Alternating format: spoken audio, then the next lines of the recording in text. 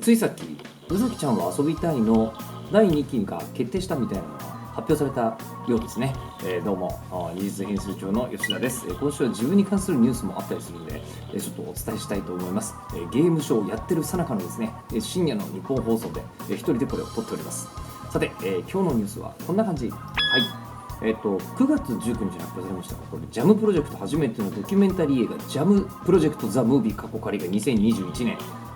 公開決定ということになりました。これ大ツアーを20周年でやる予定だったんですけど、その大ツアーができなくなったことなども含めてコロナでね、これ全てドキュメンタリーになっているということです。そして、今こんな作品がもう大変ヒットしておりますというのが2つ。まず1つが、フェイト・ステイ・ナイト・ヘブンズ・フィール、興行収入がなんと17億円を突破いたしました。新たな特典とかも用意されてるんですが、もうハイクオリティな作品はもうどんどんお客さんが集まってくるっていうのを証明されてる感じですね。そのうちのもう一つが劇場版バイオレット・エヴァーガーデン、公開されたばっかりですけれども、こちら39万人突破の大ヒットスタートということになっております。いわゆる稼働率というんですか、席が埋まっている率ではもう全ての劇場の作品の中でもトップに、君臨しているということです。そして今度は出版の方なんですけども、鬼滅の刃、とうとうですね、最新22巻、完結は23巻なんですが、完結前にすでに累計1億部を突破することになったそうです。なんかジャンプには今度ね、映画の公開に合わせて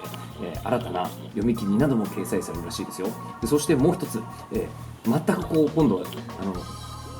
かかってる年数が違う、アキラ大友克洋さんのこちらがですね、なんと100釣り、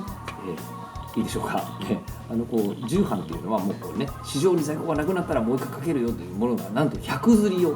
突破したということです。さまざまな出版の苦労もねあるということですが、さあそして今週の新作アニメーション情報はこんな感じ。はい、ソードアートオンライン、この間ね、ウォーブアンダーワールドが完結いたしましたけれども、続いて、プログレッシブ、こちらの制作が発表されました。アインクラッド編の裏の物語という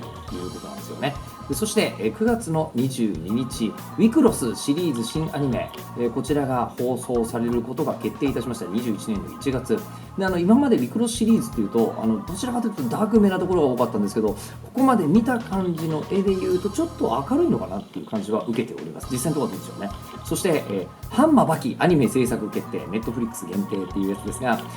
バキシリーズいっぱい作ってるんですけど、とうとう史上最強の親子喧嘩がアニメ化されます。そして、フルーツバスケット、こちらもですね、最近になってからまた新たなシリーズがスタートしてますけど、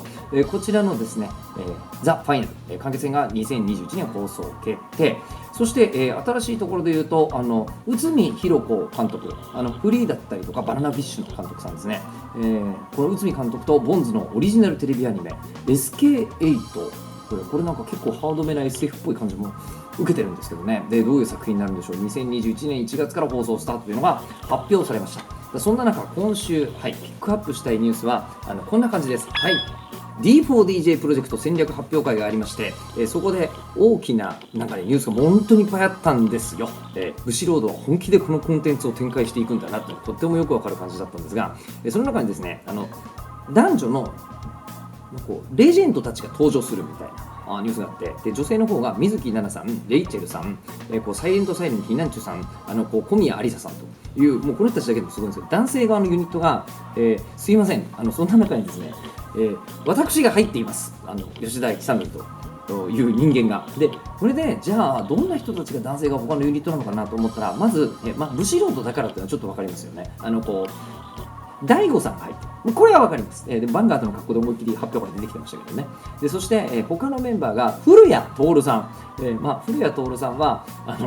なんでしょう、声優さんですからアニメーションに出る、そして重みのある役で出る、これは分かんなくはないんですけど、もう一方が、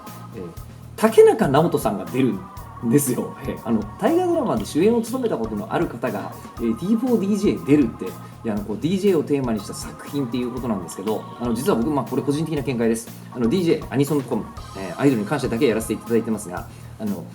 こことここがこんな親和性があったんだみたいなことが表現できるのが DJ というものの面白さの一つなんですね。でだからもう竹中直人さんからもう本当に高校生で、